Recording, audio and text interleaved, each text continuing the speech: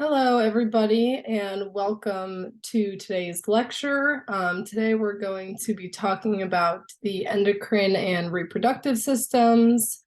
Towards the end of today's lecture, we will have a little bit of overlap with the lecture from week 9 on development and aging.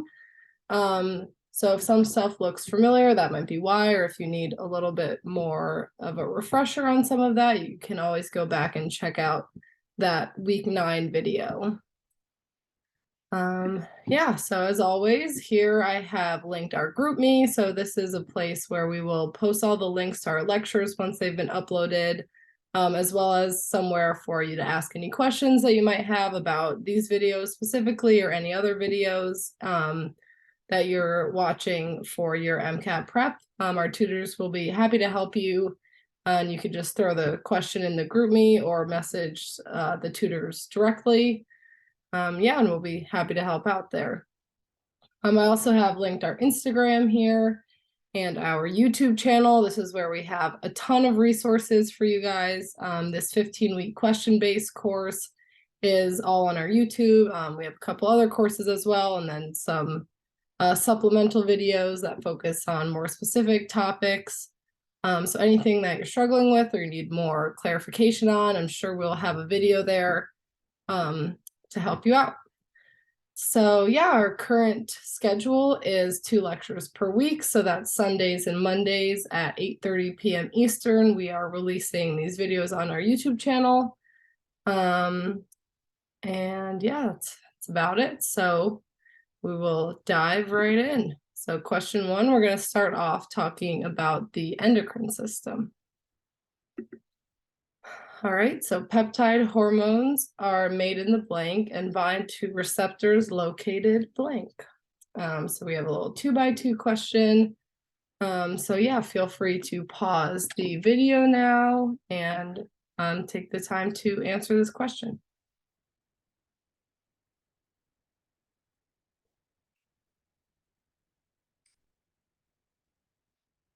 All right, assuming that you've answered the question, I will reveal our answer here, which is D. So peptide hormones are made in the rough ER and bind to receptors located on the cell surface. So steroid hormones are made in the smooth ER, so that's why we can cross out A and B right away. And then these peptide hormones are not able to cross that cell membrane, so they will be binding receptors that are located on the cell surface.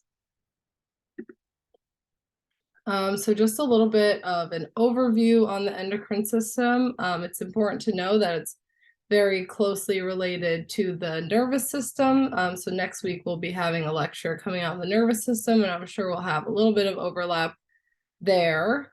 So the key difference between the two is that the nervous system is fast acting and has shorter term effects, whereas the endocrine system is a little slower acting, but will have longer lasting effects. So another important connection is that neurons can signal endocrine glands to release their hormones. So just another way that those two are connected.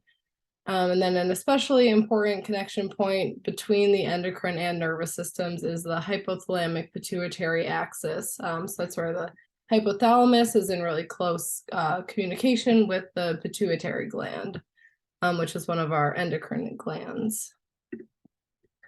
So some terminology to know about the endocrine system. A hormone can be defined as a molecule that is secreted into the bloodstream by an endocrine gland. So these are things that will act on a distant target, and we will go through the differences of peptide and steroid hormones in a couple slides here. An endocrine gland is a ductless gland that secretes hormones that are picked up by capillaries. So the endocrine gland is what will be releasing these hormones, and the capillaries will allow them to travel to that distant target and exert its effects. The hormone receptors are polypeptides with a ligand-specific binding site, and binding of these will cause receptor modification of the target cell activity. So Again, for those peptide hormones, that's going to be on the cell surface, and for steroid hormones, those will be within the cell. So our peptide hormones, these are hydrophilic hormones that are synthesized in the rough endoplasmic reticulum and then modified in the Golgi. So these must bind to receptors on the cell surface. Because of them being hydrophilic, they can't cross that cell membrane, so they have to bind things on the cell surface, which will then exert those effects within the cell. And they do that by activating a second messenger. So I just have an example over here of insulin. So this is the subgroup of a polypeptide. So as you can see here, as you know, insulin is very involved in monitoring of blood glucose levels. So don't worry too much about all these specifics in here. I really just wanted this as an example, showing you how it binds on the surface, not within the cell. Another example, a different type of peptide hormone is an amino acid derivative. So one of those is thyroid hormones, and those will be derived from the amino acid tyrosine. So steroid hormones, on the other hand, these are hydrophobic, and they are able to freely diffuse through biological membranes due to their hydrophobic nature. So these are ones that will exert their effects within the cell, and they'll bind to those receptors that are inside the cell. So these are synthesized from cholesterol in the smooth endoplasmic reticulum. I have a couple examples over here. You can see how they all have a very similar structure. That's because they are all derived from cholesterol. So once these bind their receptors, the receptor ligand complex will enter the nucleus, and this is where it will exert its effects. So this will modify transcription and regulate the amount or the type of proteins that are being produced within that cell. So steroid hormones are secreted by the testes, ovaries, placenta, and adrenal cortex. So all other hormones that we talk about will be peptide hormones. All right, question 2, next one on the endocrine system. All right, select the correct pairing of hormone and gland. Let's take a minute here, pause the video, and try to answer this question.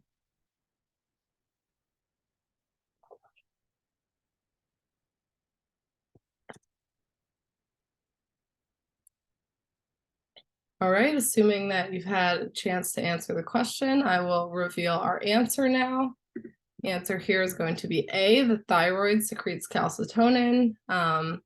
So now we're just going to go through all of these glands, all of the hormones that they release, and then some of those effects and targets as well. All right, so here I just have a big overview. So all of the endocrine glands, as you can see, there are quite a few. So we'll have the hypothalamus, the anterior pituitary and the posterior pituitary, the thyroid and the parathyroids, the thymus, adrenal medulla, adrenal cortex, endocrine pancreas, testes, ovaries, placenta, heart, and kidney. So we're going to go through all of these now, talk about what hormones they release and where those will act. All right, so the hypothalamus, this one will release releasing and inhibiting factors that go to the anterior pituitary, and they modify activity there. So we're going to look at the hypothalamic pituitary axis after the next question. So we'll just leave it at that for now. So the anterior pituitary gland releases growth hormone, prolactin, thyroid stimulating hormone, adrenocorticotropic hormone, luteinizing hormone, and follicle stimulating hormone. So this is kind of a lot to remember. So a helpful mnemonic that I learned when I was studying for the MCAT was flat pig.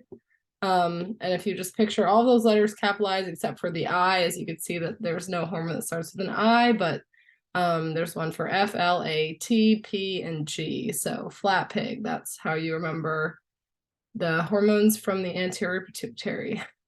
So these hormones will be involved in increasing bone and muscle growth. That's for growth hormone.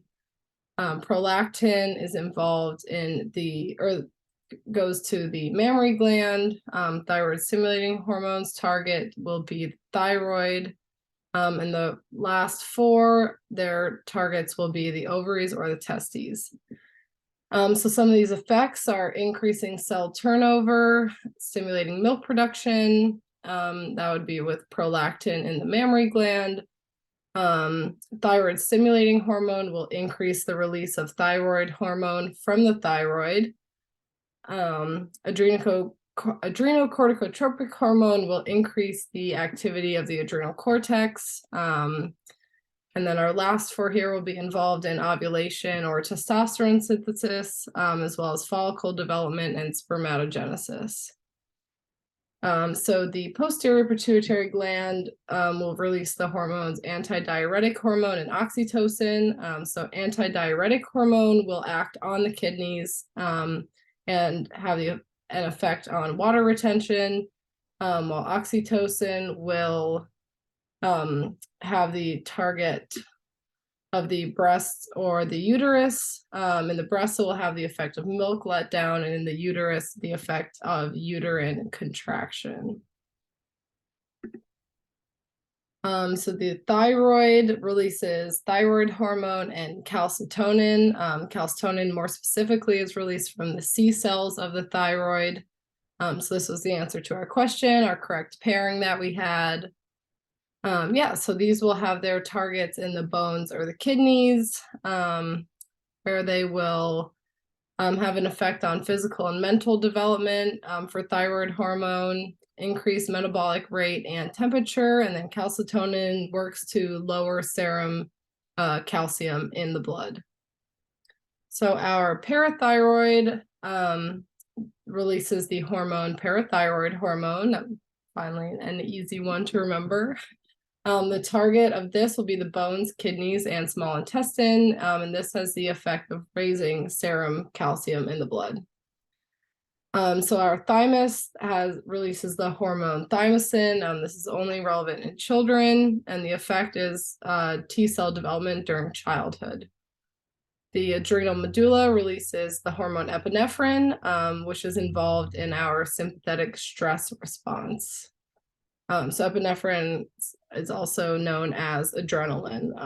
So that might help a little bit in remembering that one. So our adrenal cortex, this will release the hormones cortisol, aldosterone, as well as the sex steroids. Aldosterone is targeted specifically to the kidney. The effects of these include an increasing blood glucose, increasing protein catabolism, decreasing inflammation, and increasing sodium absorption. So the endocrine pancreas, this releases the hormones insulin, glucagon, and somatostatin. So insulin decreases blood glucose, glucagon increases blood glucose, and somatostatin inhibits digestive processes. The testes, these will release the hormone testosterone, which has its effects on the formation of male characteristics as well as spermatogenesis. When we'll talk a lot more about both of those, spermatogenesis and like male characteristics, later in today's lecture when we talk about the male reproductive system. So the ovaries and placenta will release the hormones estrogen and progesterone. These effects will be female characteristics, endometrial growth, endometrial secretion, and pregnancy. Again, those we'll talk about later in today's lecture when we talk about the female reproductive system. So the heart will release the hormone atrial natriuretic factor, or ANF, which has its target in the kidney, where it will increase urination to decrease blood pressure. And then the kidneys, we talked about this also, I think 2 weeks ago, will release the hormone erythropoietin, which has its target in the bone marrow and increases red blood cell synthesis. So I know that was a lot. I would encourage you to go through and just know all of the hormones, the targets, if that's applicable, and the effects that it will have on that target. All right, one more question about the endocrine system. All right, the anterior pituitary is responsible for releasing all of the following except, this is kind of a forced recall question because we just talked about a little, but I just want to go into a little bit more depth about the hypothalamic pituitary axis. But anyways, pause the video here and answer this question.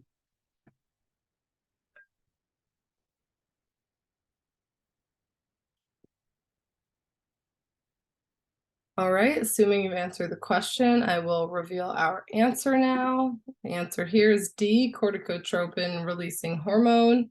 So as you can see, F, T, and A, those are all part of our flat and the flat pig mnemonic that I just told you guys. Yeah, so it releases those three and it does not release corticotropin releasing hormone, but we'll talk about where that comes from right now. So this is the hypothalamic pituitary control axis. This is very relevant in terms of the stress response. So the hypothalamus is actually what will be secreting that corticotropin releasing factor. And as we just talked about, all of the glands and what they release, the hypothalamus releases or secretes these releasing factors. So the corticotropin releasing factor will then stimulate the anterior pituitary to release adrenocorticotropic hormone. And then ACTH will then act on the adrenal gland where it stimulates the release of cortisol, which is will have a lot of metabolic effects in the stress response in the body. As you can see here, the cortisol acts in a negative feedback fashion where it will inhibit both the hypothalamus and the anterior pituitary from releasing corticotropin releasing hormone or adrenocorticotropic hormone. So as you can see, when you have a lot of cortisol acting in the body, exerting these effects, it then is feeding back, telling the hypothalamus and anterior pituitary, like, okay, we've had these effects now, time to shut off this stress response. So yeah, that's just an important one to know and kind of understand how that works and where all of these hormones are coming from and how they're being controlled.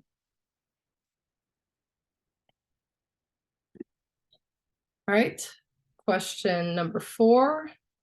Going to talk about the male reproductive system. So the scrotum has which of the following important functions in the male reproductive system? So take a minute here and pause the video and try to answer this question.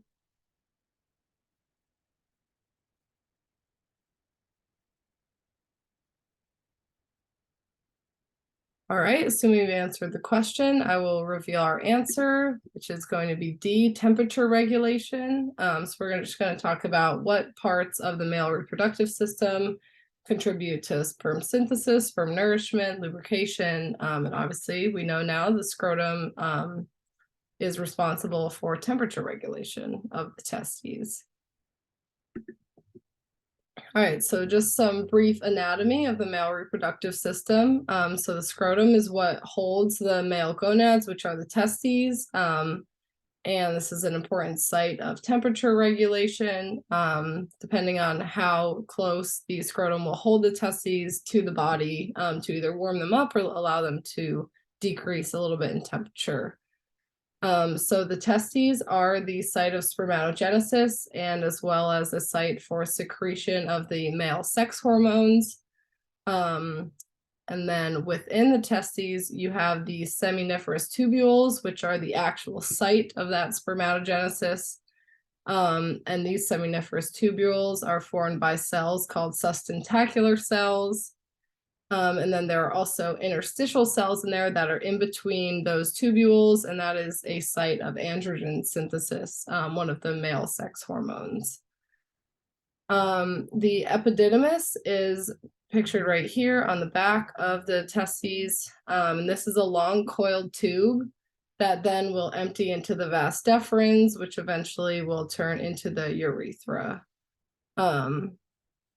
So yeah, if you want to follow the site of sperm exiting the body in ejaculation, it will start at the testes and then go to the epididymis, the vas deferens,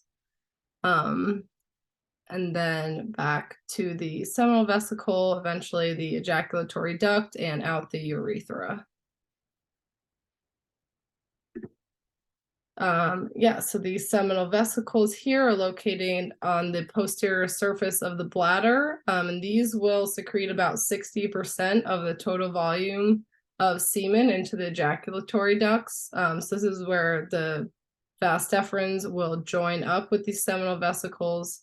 So the semen is actually the nourishment for sperm, and this is produced by these seminal vesicles, as well as the prostate and the bulbourethral glands.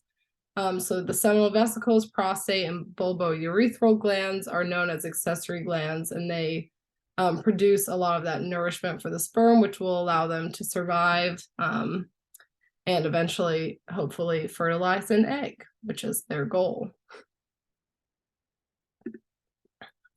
So yeah, the urethra here exits the body via the penis. And then we have erectile tissue, which is composed of modified veins and capillaries surrounded by connective tissue. So you need a lot of vasculature there to allow that blood to flow in. And we have the corpus cavernosum and the corpus spongiosum pictured on here as well. And these are just the sections that contain this erectile tissue. All right, question number 5, another question about the male reproductive system. Which of the following is true regarding spermatogenesis and oogenesis? So take a minute here and pause the video and try to answer this question.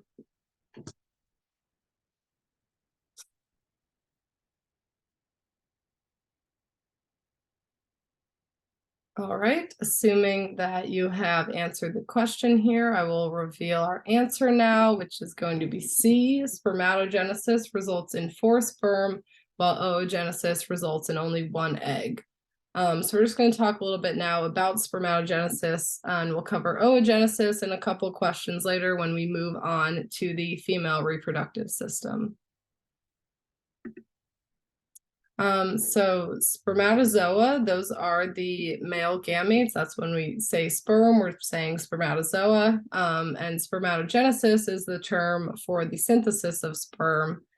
So this occurs in the testes and it begins at puberty and will continue on through adult life.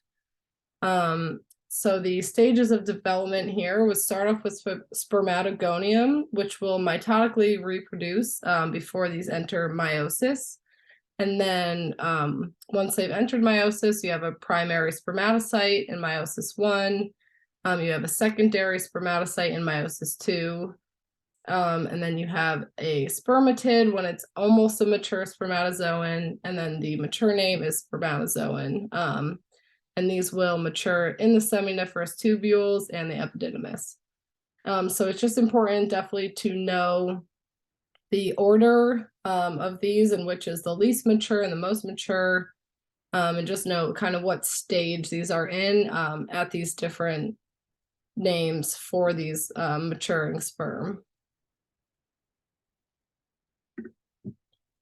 So spermatogenesis is under some hormonal control, so I think it's really great that we're having the reproductive system and the endocrine system together. So we're kind of tying in some of the hormones that we talked about earlier in with some of their effects on the reproductive system. So our luteinizing hormone, if you remember where that one comes from, it's in our flat pig mnemonics, so it's the anterior pituitary, but this will stimulate the interstitial cells to release testosterone, and then our follicle stimulating hormone will stimulate sustentacular cells. Yeah, both of these hormones, again, secreted from the anterior pituitary. So the sustentacular cells will also secrete inhibin, which will act as a negative feedback loop to inhibit follicle stimulating hormone release. And testosterone is what's being made, released from the testes, and this is what actually will stimulate the division of those spermatogonia to form those mature spermatozoa. All right, question 6, I think this is our last question on the male reproductive system. So our question here reads, an embryo with XY genotype but no functional testosterone receptors would be best characterized by which of the following? So take a minute here, pause the video and try to answer this question.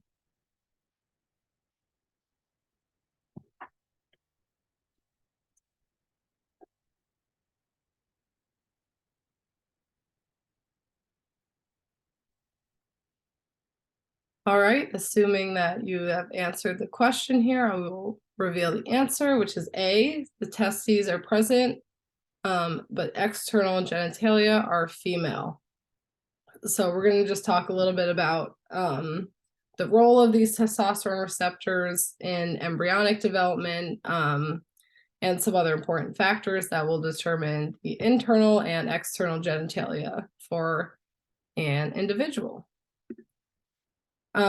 So early embryos will have both Wolffian ducts and Müllerian ducts. So the Wolffian ducts can develop into the male internal genitalia, while the Müllerian ducts have the ability to develop into the female internal genitalia. So in the absence of a Y chromosome, the Müllerian ducts will develop by default. So when you have an individual that's XX, they will have internal female genitalia, so they'll have ovaries, not testes.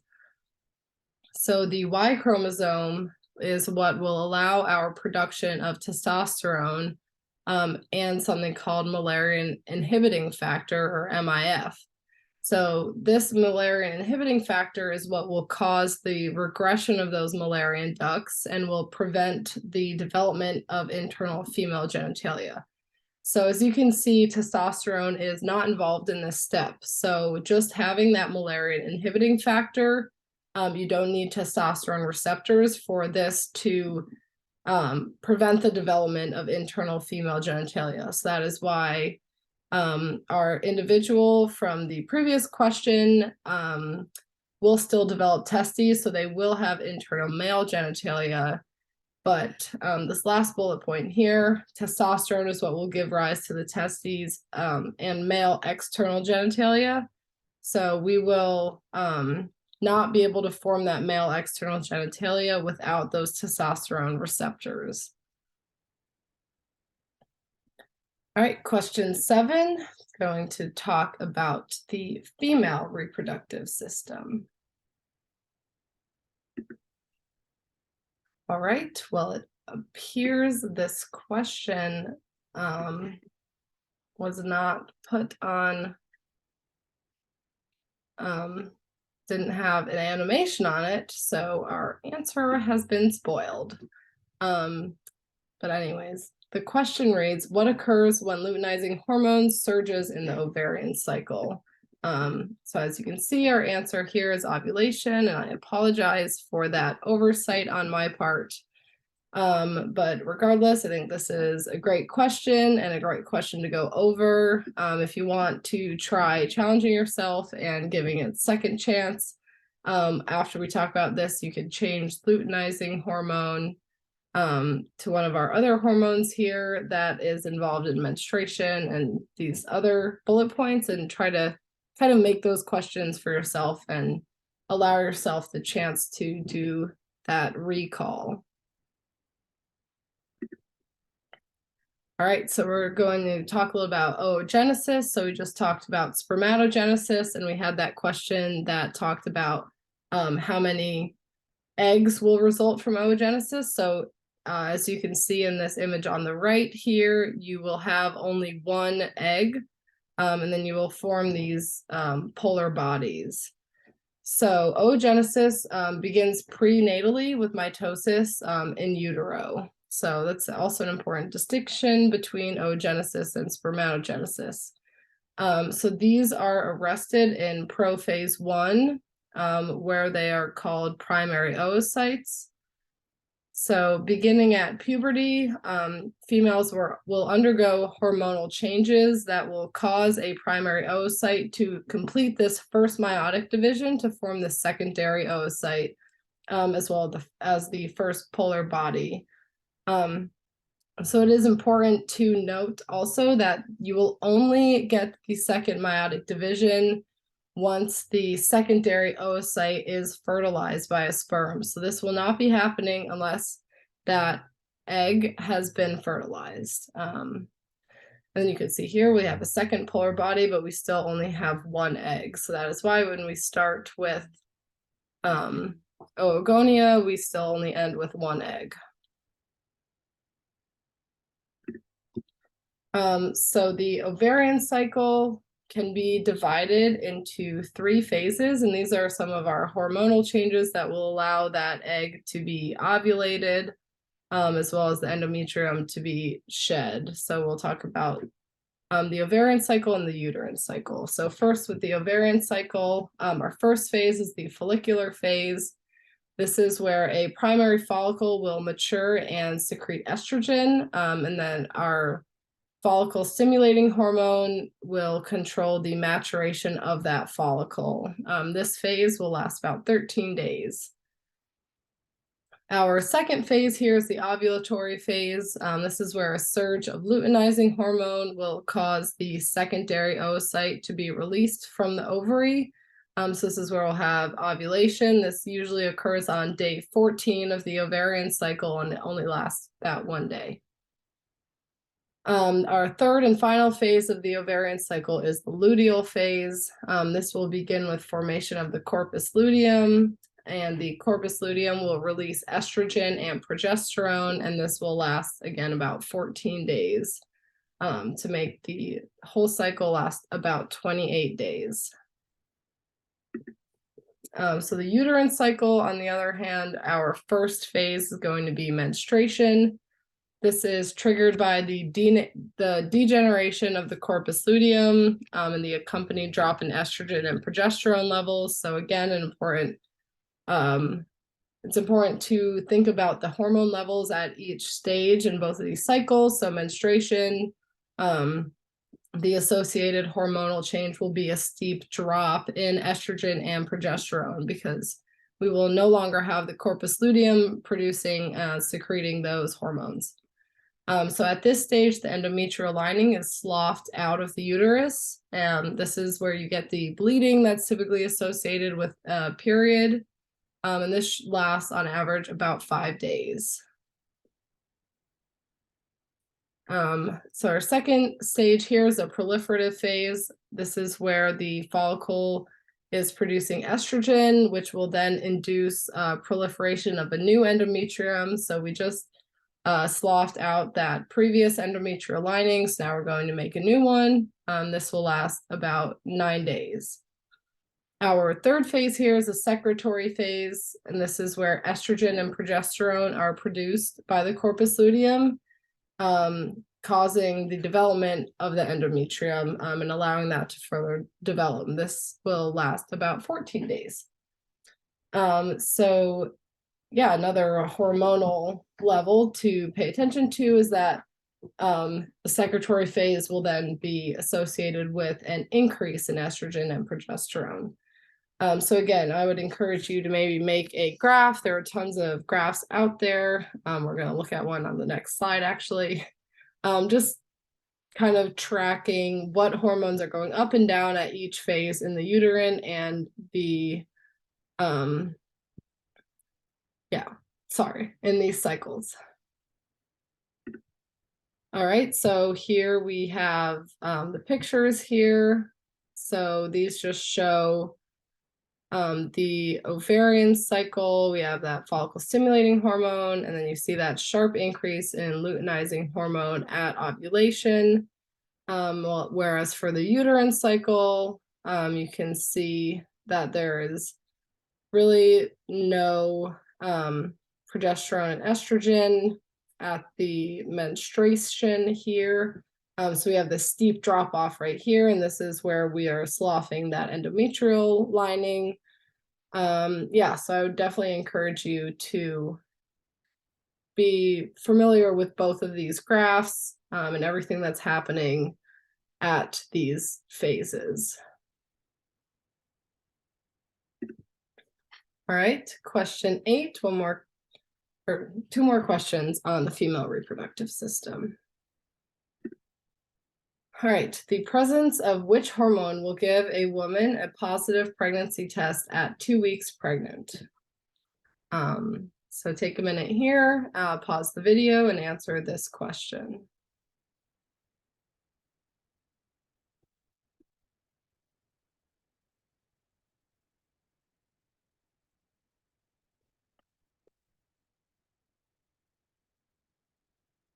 All right, assuming you've answered the question, I'll show the answer here, which is D, human chorionic gonadotropin, or HCG.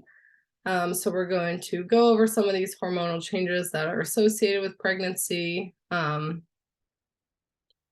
yeah, just the HCG is the hormone that is tested on the actual pregnancy test. So when you get that second blue line, that is the HCG being detected in the urine. So once fertilization has taken place, the embryo will then implant into the endometrium, which will then in turn stimulate development of the placenta. So the role of the human chorionic gonadotropin is basically taking over the role of luteinizing hormones. This will prevent degradation of the corpus luteum and will maintain that. So we need the corpus luteum in pregnancy to nourish that embryo.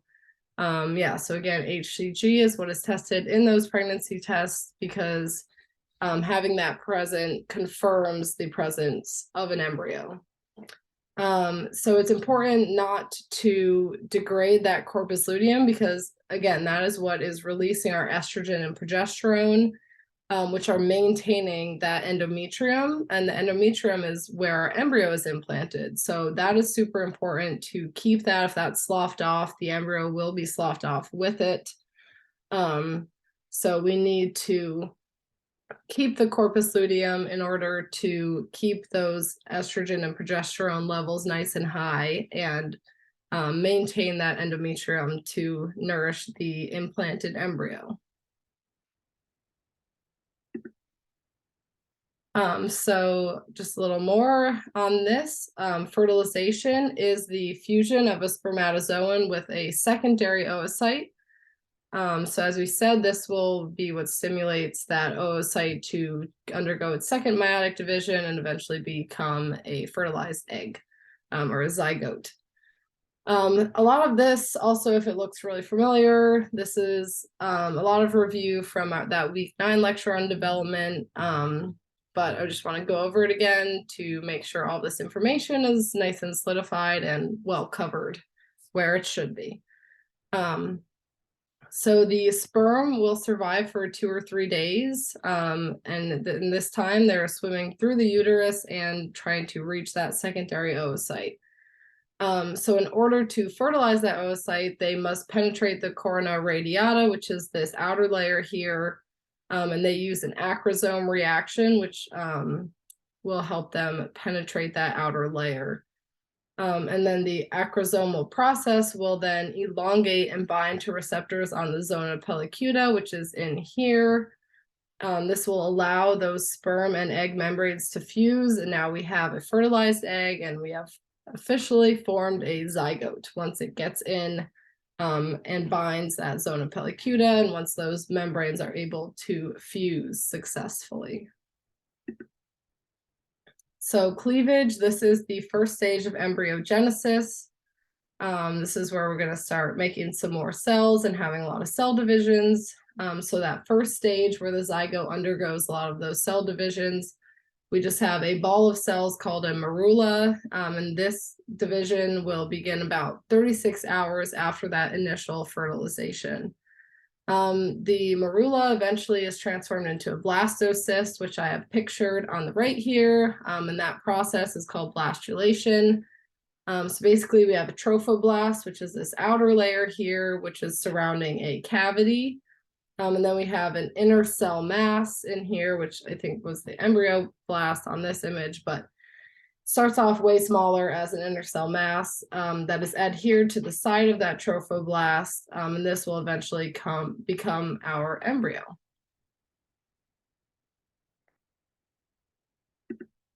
All right, question 9. One more question on the female reproductive system. All right. An environmental toxin localizes to an organ in the female reproductive system, disrupting normal gamete production. Which organ is being affected? So take a minute here, pause the video, and answer this question.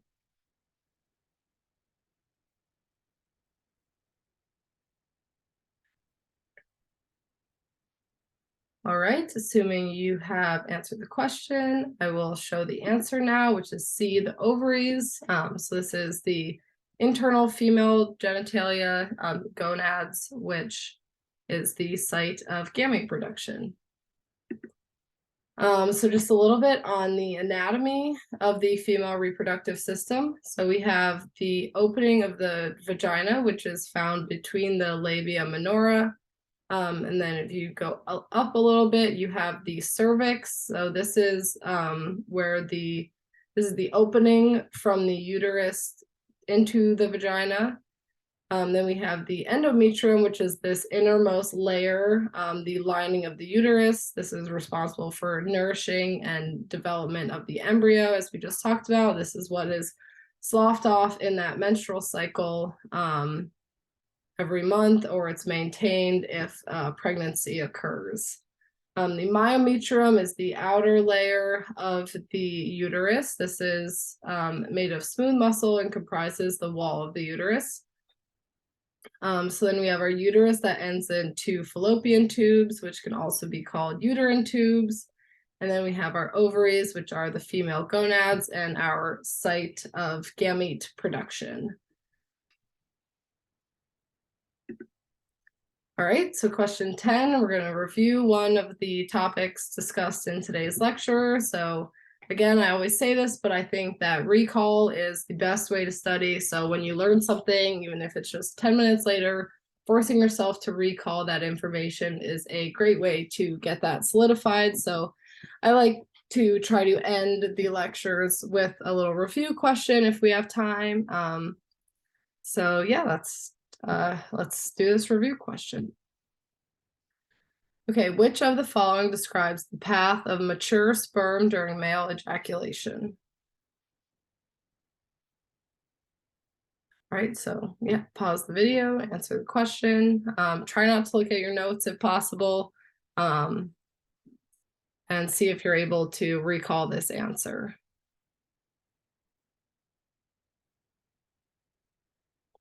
All right, assuming you've answered the question, I will reveal the answer.